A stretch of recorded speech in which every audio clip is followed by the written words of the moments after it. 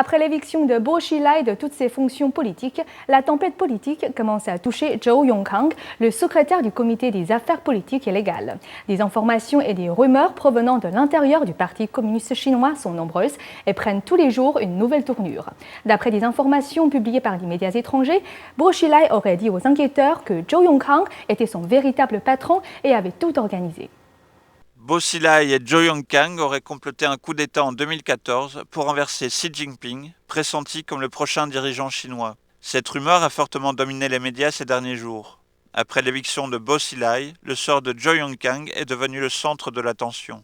Selon des informations citées par Ming Jin, Bo Xilai aurait refusé de prendre toute la responsabilité et aurait révélé aux enquêteurs que Zhou Yongkang était le véritable responsable et instigateur de ce complot. Bo Xilai serait actuellement assigné à résidence au nord de la province du Hebei et surveillé par un homme de confiance de Hu Jintao. Bo Xilai serait coupé de toute communication avec les hauts responsables de Pékin et aurait refusé de coopérer davantage avant de rencontrer Hu Jintao et Wen Jiabao. Il aurait même demandé un procès public afin de se justifier face aux accusations. Il en serait de même pour Gu Kailai, l'épouse de Bo Xilai. Elle aurait avoué que Zhou Yongkang était le principal responsable.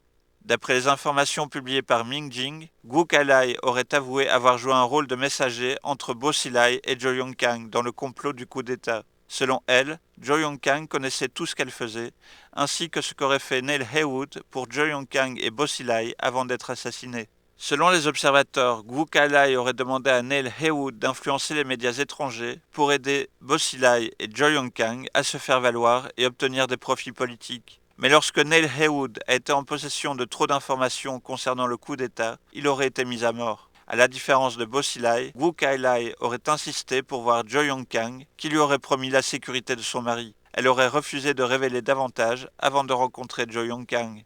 À l'approche de sa retraite lors du 18e congrès du PCC cette année, Zhou Yongkang a fait tout son possible pour soutenir Bo Xilai. Avec la chute de Bo Xilai, leurs actions et leurs plans secrets sont exposés au grand jour les uns après les autres. Il sera difficile pour Zhou Yongkang de tenir le coup face à cette tempête politique qui s'abat sur lui.